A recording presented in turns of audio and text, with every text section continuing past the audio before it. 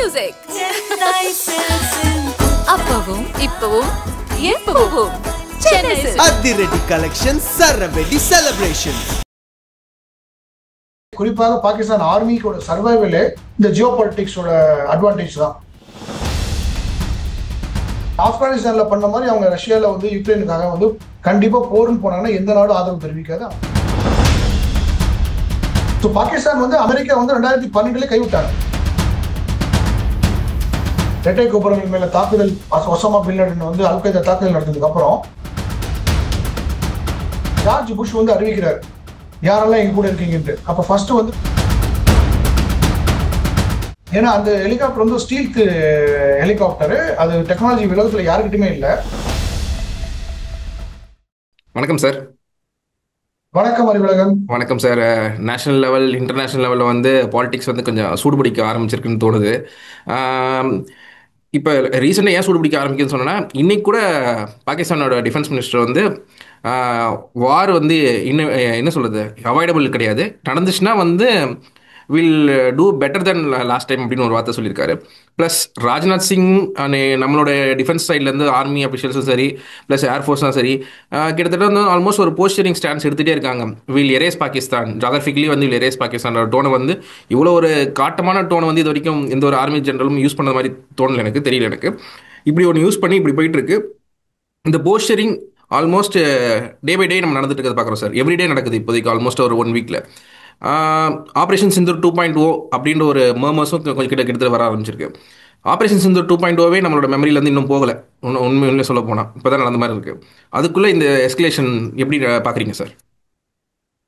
இது வந்து நான் எஸ்கலேஷனாக பார்க்கல, இது வந்து ஒரு கண்டினியூஷனாக பார்க்குறேன். ஆப்ரேஷன் சிந்தூருக்கு அப்புறம் ஒரு கண்டினியூஷனாக பார்க்குறேன். ஆப்ரேஷன் சிந்தூர் அந்த தாக்குதல், தீவிரவாதத்துக்கு எதிரான தாக்குதல் நடந்து முடிஞ்சதுக்கு அப்புறம் ஒரு பிரைம் மினிஸ்டரா இருக்கட்டும் இல்ல நம்மளுடைய பாதுகாப்புத்துறை அமைச்சரா இருக்கட்டும், 2 பேரும் ஒரு ஸ்டேட்மெண்ட் சொன்னாங்க. ஆபரேஷன் சிந்தூர் வந்து முடியல, அது வந்து நாங்க வந்து சும்மா தற்காலிகமாக அதை வந்து பாஸ் பண்ணிருக்கோம், பட் அதை ஸ்டாப் பண்ணல அப்படின்னு சொல்லியிருக்காங்க. பட் இன்னும் வந்து நடந்து முடிஞ்சு கிட்டத்தட்ட ஒரு 3-4 மாதங்கள் ஆகுது. இன்னும் வந்து ட்ரூப்ஸ் எல்லாம் அலர்ட்ல தான் இருக்காங்க, ஹை விஜில் தான் இருக்காங்க. பார்டர்ல வந்து எல்லாமே ப்ரிப்பேர்ட்னஸ் வந்து இன்னும் ஹை அலர்ட்ல தான் இருக்கு. இப்போ ஆபரேஷன் சிந்தூருக்கு அப்புறம் இந்தியா பாகிஸ்தான் உறவு, ஆபரேஷன் சிந்தூருக்கு முன்னாடி இந்தியா பாகிஸ்தான் உறவு, இது ரெண்டையும் நம்ம இப்போ அனலைஸ் பண்ணோம்னா அப்கோர்ஸ், ஏன்னா இப்ப இந்த கடந்த 3 மாசம் ரிலேஷன்ஷிப் வந்து ஒரு பெரிய லெவல்ல மாற்றத்தை ஏற்படுத்திருக்காது. பட் அட்லீஸ்ட் ஒரு சில பேட்டர்ன்ஸ் வந்து நமக்கு புரிய வரும். ஆபரேஷன் சிந்தூருக்கு முன்னாடி பாத்தீங்கன்னா இந்தியா பாகிஸ்தான் உறவு வந்து பாத்தீங்கன்னா ஒரு ஸ்டேட்டஸ் கோ, அதாவது வந்து அந்த 2019 பாலாகோட் ஸ்ட்ரைக் அப்புறம் அவங்க நிறைய முயற்சி எடுத்தாங்க. அப்புறம் பாகிஸ்தானுடைய உள்நாட்டு அரசியல் பிரச்சனைகள், அவங்களுடைய பொருளாதார நிலை, அப்புறம் நடந்த இந்த புவி அரசியல் சொல்லக்கூடிய ஜியோ பாலிட்டிக்ஸ், கொரோனா காலம், அப்புறம் பாத்தீங்கன்னா இது ரஷ்யா யுக்ரைன் வார், அப்புறம் இஸ்ரேல் பாலஸ்தீன் வார், அப்புறம் ட்ரம்போட எலெக்ஷன்.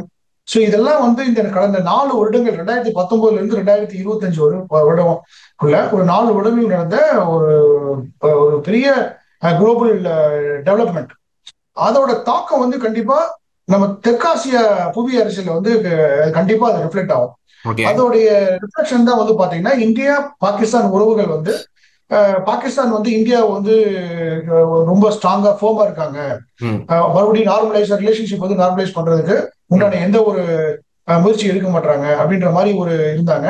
ஏன்னா அது அவங்களும் வந்து அவங்களுக்கு வெளிநாட்டுல இருந்து எந்த ஒரு சப்போர்ட் இல்லை.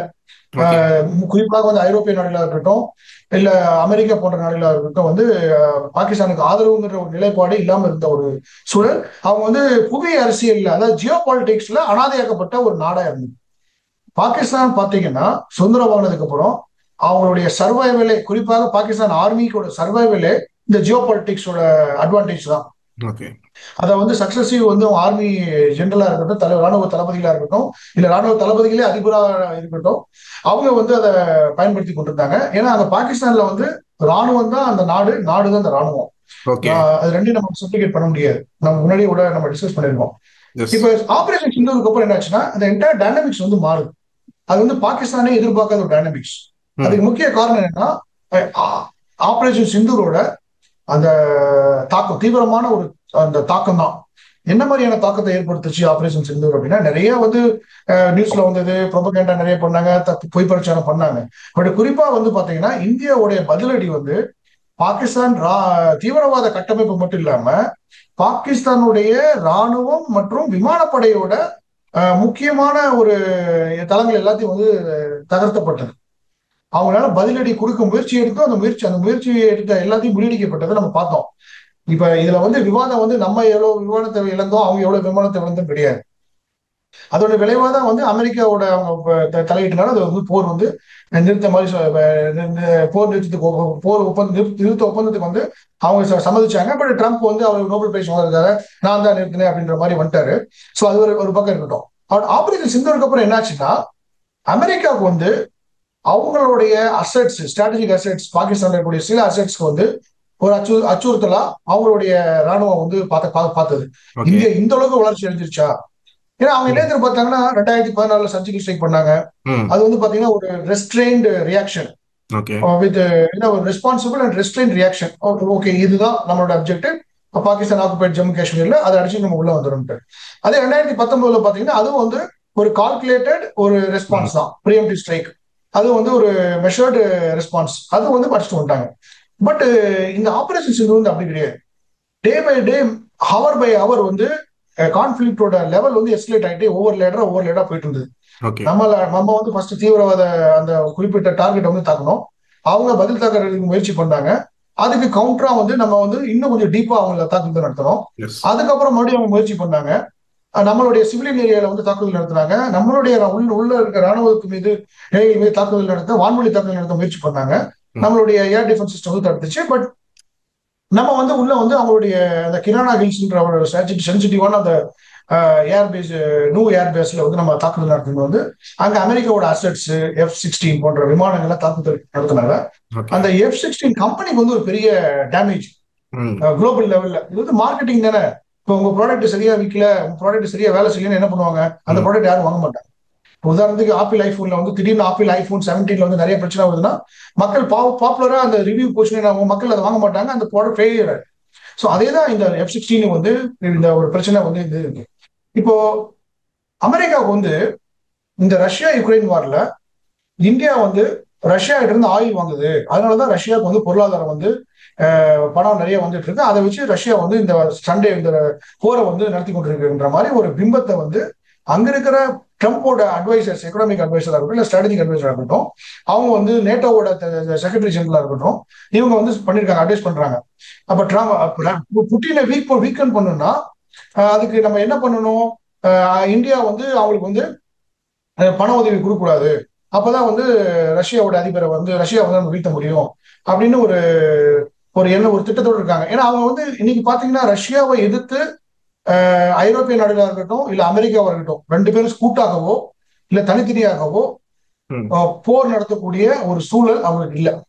போர் நடத்த இயலாமை தான், போர் நடத்த முடியாத ஒரு சூழல் தான், அவங்களால நடத்த முடியாது. ஆப்கானிஸ்தான்ல பண்ண மாதிரி அவங்க ரஷ்யால வந்து யுக்ரைனுக்காக வந்து கண்டிப்பா போர்னு போனாங்கன்னா எந்த நாடும் ஆதரவு தெரிவிக்காது. அவங்களுடைய நாடு உள்நாட்டுல கூட பிரச்சனை வரும். அந்த அளவுக்கு அவங்களுடைய பொருளாதார நிலைமை இருக்கு, ராணுவ வீரர்கள் மனநிலையும் இருக்கு. நம்ம ஏன் வந்து ரஷ்யா யுக்ரைன் வார்ல போய் நம்ம போய் ஃபைட் பண்ணணும் அப்படின்ற அமெரிக்க ராணுவ வீரர்களா இருக்கட்டும், நேட்டோ படை வீரர்களா இருக்கட்டும், அது வந்து எப்பவுமே இருக்கு அதுல வந்து.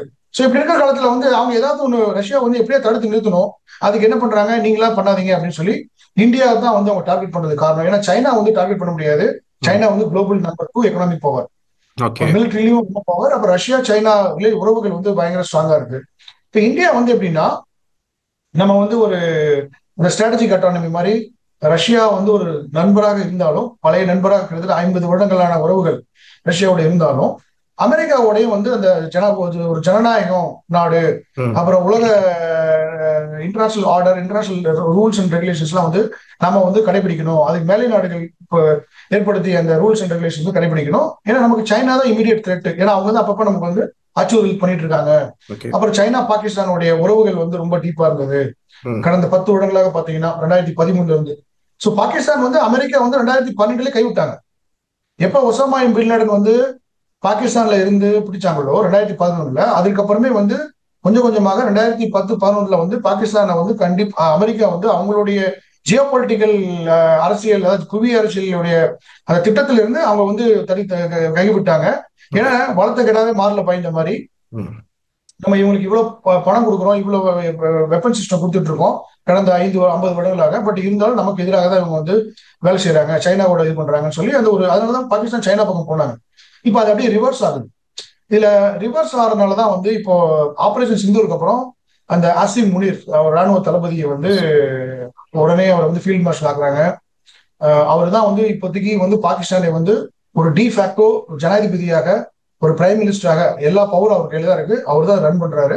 அதனால ட்ரம்ப் அவரை கூப்பிட்டு பேசுறாரு. இதுவே வந்து ஒரு ஜனநாயக நாடு ராணுவ கூப்பிட்டு ஒரு ஈக்குவல் புரோட்டோகால் கொடுக்குறாருன்னா அப்ப ட்ரம்ப் எந்த அளவுக்கு வந்து முக்கியத்துவம் கொடுப்பாங்க அப்படின்ற மாதிரி தான் நம்ம பார்க்க முடியாது. ஓகே சார், இப்போ நீங்கள் சொன்னீங்கல்ல சார், அமெரிக்கா வந்து ஆல்மோஸ்ட் அவங்கள விட்டு வெளில போயிட்டாங்க, அவங்கள வந்து மதிக்காமல் இருந்தாங்க after the Osama bin Laden கேஸ்ன்னு சொன்னீங்க. இப்போ அந்த F-16 விஷயத்தையும் சேர்த்து சொன்னீங்க நீங்கள். இப்போ வந்து அவங்க என்ன சொல்கிறாங்க, பாகிஸ்தான் வந்து பசினி போர்ட்டுன்னு சொல்லிட்டு ஒரு போர்ட்டை வந்து அமெரிக்கா கொடுக்க முயற்சி எடுத்துட்டு இருக்காங்க. ப்ளஸ் அந்த சர்க்ரீக் ரீஜனில் வந்து பார்த்தீங்கன்னா ஒரு மிலிட்ரி இன்ஃப்ராஸ்ட்ரக்சர் இந்த ரேன் ஆஃப் கட்ச் குஜராத் பார்டரில் வந்து ஒரு இதை வந்து பண்ணிட்டு இருக்காங்க. இதே சமயம் வந்து பிஓகேல வந்து ஒரு அண்ட்ரஸ்ட் நடக்குது, இந்தியன் பார்டரில் பிஓகேல வந்து ஒரு அண்ட்ரஸ்ட் நடக்குது. பலுச்சிஸ்தான்லேயே வந்து ஒரு அண்ட்ரஸ்ட் போய்கிட்டு இருக்குது. இப்போ ஆல்மோஸ்ட் வந்து பாகிஸ்தான் வந்து அவங்க ஊருக்குள்ளே உள்ள அண்ட்ரஸ்ட் போனாலும் இந்தியா வந்து ஒரு மாதிரி எங்கேஜாக வச்சிருக்கு. இந்த சென்ஸ் வந்து பிரான் ஆஃப் கட்ச், பிஓகே அந்த மாதிரி வந்து இந்தியாவை வந்து ஒரு ஹை அலர்ட்லேயே வச்சுட்டு இருக்க ஒரு இது வந்து இது ஸ்பில் ஆகி எங்கேயாவது வாரா போகிறதுக்கான வாய்ப்பு இருக்கா சார்? அதாவது மேலோட்டமாக பார்த்தா அப்படிதான் தெரியும். பட் நீங்க உள்ள கொஞ்சம் டீப்பா அனலைஸ் பண்ணி ஒரு கடந்த கால சில நிகழ்வுகள், கடந்த கால அவங்களுடைய நடவடிக்கைகளை பாத்தீங்கன்னா இதே பாகிஸ்தான் தான் இதே மாதிரி சைனா உள்ள கொண்டு வந்தாங்க. பாகிஸ்தான் ஆக்குபை ஜம்மு காஷ்மீர் கொண்டு வந்தாங்க. அந்த மக்கரன் கோஸ்ட்னு சொல்லக்கூடிய அந்த குவாதர் துறைமுகத்தை வந்து என்டையரா வந்து ஃபுல் அண்ட் பலுச்சிஸ்தான் இருக்கிறத சைனா கொடுத்தாங்க. சைனீஸ் சோல்ஜர்ஸ் வந்து பாகிஸ்தான் ஆக்குபை ஜம்மு காஷ்மீர், குறிப்பா ஜம்முல இருந்து ஒரு 60 கிலோமீட்டர் அங்க வந்து அவங்களுக்கு அக்சஸ் கொடுத்தாங்க. கரக்கோரம் ஹைவே ஃபுல்லா சைனா கிட்ட கொடுத்து டாமினேட் பண்ணாங்க. அது ரொம்ப ஸ்ட்ராட்டஜிக்கலி நமக்கு இம்பார்ட்டன்ட் பாயிண்ட். ஸோ இந்த மாதிரி வேலையை வந்து இவன் பாகிஸ்தான் வந்து பண்ணும். அதே மாதிரி கராச்சி போர்ட்ல இருந்து இந்தியன் இன்டர்நேஷனல் வாட்டர்ஸ் வரைக்கும் அவங்களுடைய பாகிஸ்தான் நேவல் ஷிப் சப்மரீனுக்கு வந்து டாக்கிங் பர்மிஷன் கொடுத்தாங்க. ஸோ இந்த வேலையெல்லாம் வந்து போஸ்டரிங், அதாவது நாங்க வந்து குளோபல் கிரேட் பவரோட அலைன்ஸ் அது பண்றோம் பண்ணுவாங்க. பட் அதோட இது வந்து பாகிஸ்தானோட 2001 இருந்து நீங்க பாத்தீங்கன்னு வச்சுங்களேன், ஒரு 3 இன்சிடென்ட் வந்து நம்ம பார்த்து கவனிச்சோம்னா பாகிஸ்தான் 2001 அமெரிக்காவுடைய ட்வின் டவர் இரட்டை கோபுரங்கள் மேல தாக்குதல், ஒசாமா பின் லேடன் வந்து அல்கைதா தாக்குதல் நடந்ததுக்கு அப்புறம் ஜார்ஜ் புஷ் வந்து அறிவிக்கிறார் யாரெல்லாம் எங்க கூட இருக்கீங்கன்ட்டு. அப்ப ஃபர்ஸ்ட் வந்து பர்வேஸ் முஷரப் அன்னைக்கு இருந்த ராணுவ தளபதியா இருந்து ஜனாதிபதியான ஒரு சர்வாதிகாரிய ராணுவாட்சி நிலைநிறுத்தின பர்வேஸ் முஷரப் வந்து புஷ்ஷுக்கு வந்து ஆதரவு தெரிவிக்கிறார். இது ஆப்கானிஸ்தான் மேல தாக்குதல் நடத்தப்படுறதுக்கு ஆதரவு தெரிவிக்கிறாரு. அப்ப புஷ் வந்து என்ன பண்றாரு, பாகிஸ்தான் வந்து ஒரு நான் நேட்டோ அலை, அதாவது எங்களுடைய ஒரு கூட்டாளி, அவங்க நேட்டோ அலை அணிகளோட இவங்க வந்து நேட்டோ இல்லாத ஒரு கூட்டாளி அப்படின்னு ஒரு ஸ்டேட்டஸ் கொடுக்குறாங்க. அப்ப அந்த ஸ்டேட்டஸ் மூலமா என்னன்னா நேட்டோக்கு என்னென்ன எக்யூப்மெண்ட்ஸ் கொடுக்குறாங்களோ, என்னென்ன ஃபண்டிங் கொடுக்குறாங்களோ அந்த ஃபண்டிங் பாகிஸ்தானுக்கு போகும். பாகிஸ்தானுக்கு போனா பாகிஸ்தான் ஆர்மிக்கு தான் போகணும்னு வச்சுக்கணும், நம்ம எடுத்துக்கணும். ஏன்னா அது பாகிஸ்தான் ஆர்மி ஒண்ணுதான். அங்க ஸ்டேட் சிவிலியன் லீடர்ஷிப் வந்து எந்த ரோலும் கிடையாது. ஸ்ட்ராட்டஜிக்கா இருக்கட்டும், செக்யூரிட்டியா இருக்கட்டும், அந்த பாலிசியா இருக்கட்டும், எதுலையுமே இந்த சிவிலியன்ஸ் லீடர்ஷிப் வந்து எலக்டட் ரெப்ரஸன்டேட்டிவ்ஸ் வந்து அந்த ரோலே கிடையாது. அது நம்ம வெளியே கிளியரா தெரியும். அப்புறம் அப்படி இருக்கும்போது இவங்க 2001 இருந்து அதை என்ஜாய் பண்ணிட்டு கரெக்டா 2008-10 வந்து நேட்டோ படைகளுக்கு என்ன தெரிய வருதுன்னா, ஆப்கானிஸ்தானுக்கு போகக்கூடிய அத்தனை நேட்டோவுடைய சப்ளை வண்டிகள் எல்லாத்தையும் வந்து எரித்து தீ வைக்கப்பட்டது. பாகிஸ்தான் வழியா சென்ற தீ வைக்கப்பட்டது. அதனாலதான் ஆப்கானிஸ்தான் மூலம் அவங்களால வந்து படைகளை வந்து ஏகப்பட்ட உயிர் சேதங்கள் வந்து ஏற்பட்டது. அதுக்கு அந்த பக்கமும் காசு இங்க வாங்கிட்டு அந்த பக்கம் பண்ணாங்க. இப்ப பாருங்க, நான் நேட்டோ அலை கொடுத்த அமெரிக்காவுக்கு, இது நான் சொல்லல, அமெரிக்காவை சேர்ந்த ஒரு பாகிஸ்தானுடைய நிபுணர் கிறிஸ்டியன் ஃபேர்னு ஒரு அம்மா வந்து புக் எழுதியிருக்காங்க. அந்த புக்ல அவங்க சொல்றாங்க, அவங்க இத்தனைக்கும் வந்து அங்க இருக்கிற மீடியாவிலேயே எழுதியிருக்காங்க, பக்கமா எழுதியிருக்காங்க, நீங்க வந்து பாம்புக்கு பால் வாத்து கொண்டு சொல்லுவாங்க நம்ம ஊர்ல, அந்த மாதிரி நீங்க பாம்புக்கு பால் வாத்து கொண்டு இருக்கீங்க, அது நம்மளவே வந்து சீண்டிட்டு இருக்கு அப்படின்னு அவங்க சொல்லி அவங்க வந்து ஸ்ட்ராட்டஜிக்கா வந்து பார்த்துட்டு இருந்தாங்க. பட் அதோடைய விளைவு எப்ப நம்ம தெரிஞ்சு போய் வந்தோம்னா 2011 ஒசாமா பின் லேடன் அங்க பிடிபடும் போது அமெரிக்காவுடைய அதிபர்களாக இருக்கட்டும், இல்ல அங்க இருக்கிற இந்த டிஃபென்ஸ் எக்ஸ்பர்ட்டா இருக்கட்டும், இல்ல செக்ரட்டரி ஆஃப் ஸ்டேட்டா இருக்கட்டும், அப்புறம் சிஏஏ போன்ற தலைவர்கள்லாம் வந்து உணர்றாங்க பாகிஸ்தான் நம்மளே வந்து ஏமாத்திட்டாங்க அப்படின்ட்டு. அதனாலதான் ஷாக் ஆகி உசாமா பின் லாடன் என்ன பண்றாரு, பாகிஸ்தானுக்கே தெரியாம தாக்குதலுக்கு ஆர்டர் போடுறாரு. அதை மேற்பார்வை பண்ணி அந்த தாக்குதலை வெற்றிகரமா முடிச்சு ஒசாமா பின் லாடன் முடிச்சிடுறாங்க. ஏன்னா இவங்க என்ன கான்பிடண்டா இருந்தாங்கன்னா, ஒசாமா பின் லாடன் நம்ம கிட்ட இருக்கான், நாளைக்கு அமெரிக்கா வந்து ஆக்ஷன் எடுத்தாலும் நமக்கு எப்படி தெரிய வந்துடும், கண்டிப்பா சிஏ வந்து நம்ம அப்ரோச் பண்ணுவாங்க, அப்படிங்கும் போது நம்ம ஏதாவது வந்து தப்பி வச்சிடலாம் அப்படின்னு ஒரு கான்பிடண்டா இருந்தாங்க யாரு, பாகிஸ்தான் ராணுவம். பாகிஸ்தான். பட் இவங்க அவங்களுக்கே தெரியாம கண்ணுல மண்ணை தூவி இவங்க வந்து தாக்குதல் நடத்துறாங்க. அந்த ஓகே. தாக்குதல்ல ஒரு ஹெலிகாப்டர் வந்து சேதமடைஞ்சு அங்கேயே விழுந்துருது. அந்த ஹெலிகாப்டர் தூக்கி இவங்க சைனா கொடுக்குறாங்க. ஓ, ஓகே ஓகே ஓகே. ஏன்னா அந்த ஹெலிகாப்டர் வந்து ஸ்டீல்த் ஹெலிகாப்டர், அது டெக்னாலஜி உலகத்துல யாருக்கிட்டுமே இல்ல. சோ அதை எடுத்து சைனா கொடுக்குறாங்க. சைனா தான் நமக்கு எல்லாமே தெரியுமே, ரிவர்ஸ் அவன் இன்ஜினியரிங். ரிவர்ஸ் இன்ஜினியரிங் பண்ணுவான், அவன் அதை ரிவர்ஸ் இன்ஜினியரிங் பண்றான். அப்ப எந்த அளவுக்கு அமெரிக்கா வந்து கடுப்புறாங்க பாருங்க. சார் இப்போ நீங்கள் சொன்ன மாதிரி மீண்டும் பாகிஸ்தானுக்கு வந்து பால் இருக்குதா அமெரிக்கா?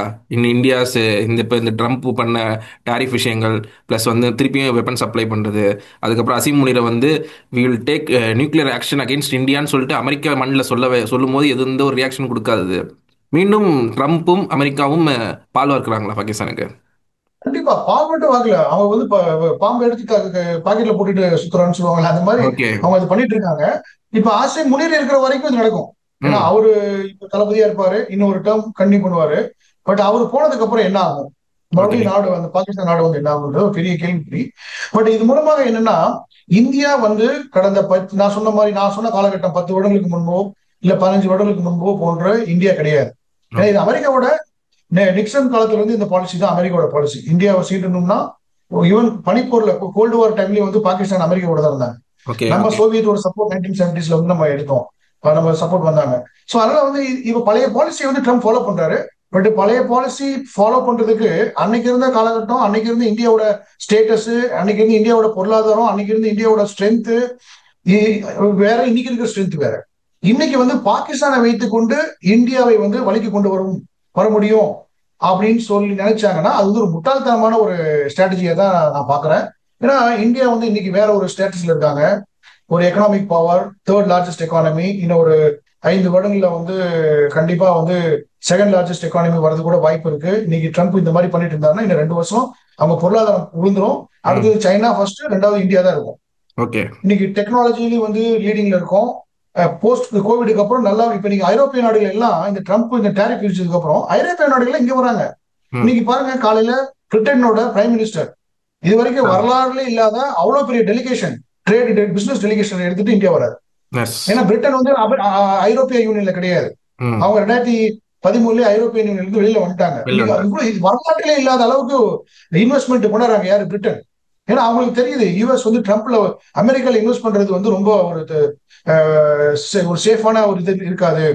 அதனால இந்தியா மாதிரியான ஒரு எமர்ஜிங் மார்க்கெட்ல வந்து இந்தியாவில் இன்வெஸ்ட் பண்றாங்க. ஒரு டெமோக்ராட்டிக் கண்ட்ரி, இங்க இன்ஸ்டிடியூஷன் ஸ்ட்ராங்கா இருக்கு, ஸ்டெபிலிட்டி இருக்குன்னு இங்க இன்வெஸ்ட் பண்றாங்க. சோ அப்படி இருக்கும் போல காலத்துல வந்து இது வந்து ட்ரம்போட ஒரு முட்டாள்தனமான ஸ்ட்ராட்டஜி.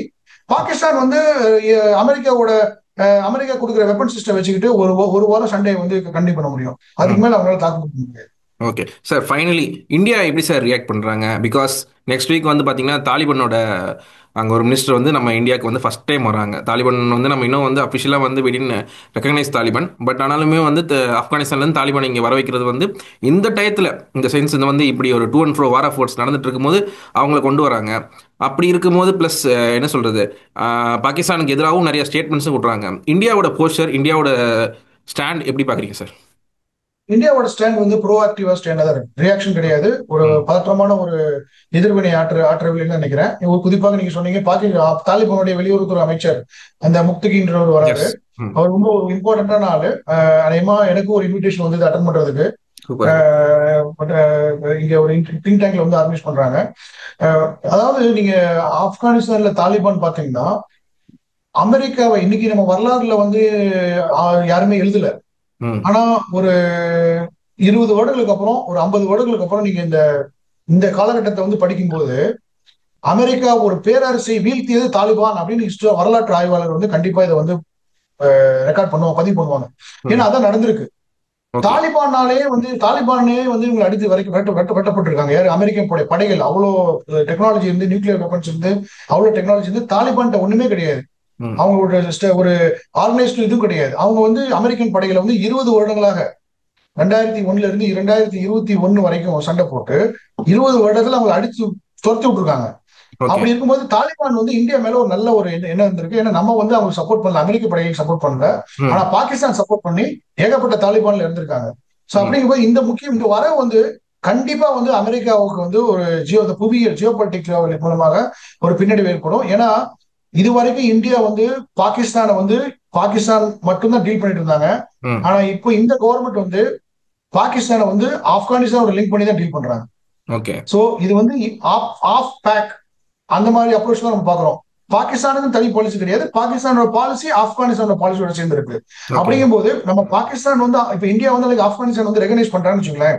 என்னுடைய தனிப்பட்ட கருத்து என்னன்னா, இந்தியா வந்து ஆப்கானிஸ்தானுடைய தாலிபான் அரசாங்கத்தை வந்து ரெகனைஸ் பண்ணணும். நாங்க வந்து ரெகனைஸ் பண்றோம் தாலிபான் அரசாங்கத்தை. ஏன்னா அவங்களுக்கு ஒரு ரெகனைசேஷன் தான் கேட்டுட்டு இருக்காங்க. 2001 இப்போ 4 வருடங்கள் ஆயிட்டு சில இஷ்யூஸ் இருக்கு, உலக லெவல்ல சில இஷ்யூஸ் இருக்கு. பட் அந்த இஷ்யூஸ் ட்ரம்பே பண்ணிட்டு இருக்காருல்ல. உதாரணத்துக்கு வந்து அந்த ஷரியால எல்லாம் பண்றாங்க. பட் இப்ப இந்தியா வந்து என்னுடைய பர்சனல் இது வந்து என்னுடைய தனிப்பட்ட கருத்து என்னன்னா, ஆஸ் எக்ஸ்பர்ட்டா வந்து தாலிபானை வந்து இந்தியா வந்து ரெகனைஸ் பண்ணா அது அமெரிக்காவுக்கு மட்டும் இல்ல, ஐரோப்பிய நாடுகளுக்கும் மேற்கத்திய நாடுகளுக்கும் ஒரு பெரிய பின்னடைவு. ஆனா இந்தியா எப்ப பண்ணும்னா, என்னுடைய கணிப்பு பிரகாரம் ரஷ்யா பண்ணுச்சுன்னா, ரஷ்யா வந்து பண்ணுனாங்கன்னா இந்தியா பண்ணும், சைனா பண்ணுவாங்க, இந்தியா பண்ணிடுவாங்க. அப்படிங்கும் போது அமெரிக்கா வந்து அவங்க வந்து இந்த யூரேஷியா கண்டத்துல, அதாவது யூரோப் ஆசியா ரெண்டு சேர்ந்து யூரோஷியா கான்டினென்ட் சொல்லுவாங்க, அந்த யூரேஷியா கண்டத்துல இருந்து அவங்க வந்து தனிப்படுத்த போவாங்க. ஓகே சார், ஃபைனல் क्वेश्चन, இந்தியாவோட த்ரெட் இப்ப பாகிஸ்தானே அமெரிக்காவா சார்? இந்தியாவோட த்ரெட் வந்து பாத்தீங்கன்னா த்ரெட் வந்து ஸ்டேபிள் இது கிடையாது. இட்ஸ் த்ரெட் பர்செப்ஷன் தான். அது லெவல் வேரி ஆகும். இப்போ பாத்தீங்கன்னா இன்னைக்கு சைனா வந்து த்ரெட்டா பார்க்க மாட்டோம், but it is thread, challenging சொல்லுவோம். பட் த்ரெட்னு எப்போ வரும்னா ஆக்சுவலா வென் யூ சி, அதாவது பார்டர்ல மொபிலைஸ் பண்ணாங்கன்னா தென் அந்த லெவல் வந்து மாறும். பர்செப்ஷன் தான், இட்ஸ் ஆல் பர்செப்ஷன், நீங்க எப்படி பாக்குறேன்ட்டு. பட் இன்னைக்கு இருந்து பாத்தீங்கன்னா இன்னைக்கு இருக்கிற நம்மளுடைய கெப்பாசிட்டி, கேப்பபிலிட்டி, மூணாவது பொலிட்டிக்கல் வில் ரொம்ப ரொம்ப இம்பார்ட்டன்ட். இந்த மூணும் வந்து ரொம்ப இம்பார்ட்டன்ட். இன்னைக்கு மூணுமே நம்ம கிட்ட வந்து இருக்கு. அதுல இப்ப கெப்பாசிட்டி இருக்கும், கேப்பபிலிட்டி இருக்கும். உதாரணத்துக்கு 2008 மும்பை அட்டாக் அப்போ வந்து நம்மகிட்ட கெப்பாசிட்டி இருந்தது, கேப்பபிலிட்டி இருந்தது, பொலிட்டிக்கல் வில் இல்ல. பட் இன்னைக்கு கெப்பாசிட்டி இருக்கு, கேப்பபிலிட்டி இருக்கு, பொலிட்டிக்கல் வில் இருக்கு, ஒரு போரை சந்திக்கக்கூடிய பொருளாதாரமும் இருக்கு. அப்படி இருக்கும்போது பாத்தீங்கன்னா, அதாவது பாகிஸ்தான் மட்டும் இல்ல, சைனாவும் வந்தாலும் இந்த 2 front வார்னு சொல்ற மாதிரி தாக்கக்கூடிய அளவுக்கு இந்தியா கிட்ட வந்து அந்த அளவுக்கு ஸ்ட்ரென்த் இருக்கு, பலம் இருக்கு. Okay sir, thank you for your time sir. Hopefully எப்படி எஸ்கலேட் ஆகுதுன்னு பார்ப்போம், எப்படி திங்ஸ் மூவ் ஆகுதுன்னு பார்ப்போம் சார். Thank you sir. Okay Aravind, thank you so much. Subscribe to One India and never miss an update.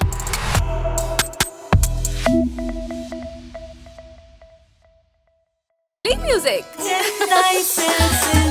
அப்பவும் இப்பவும் எப்பவும் Chennai Silks. அதிரடி கலெக்ஷன், சரவெடி செலிப்ரேஷன்.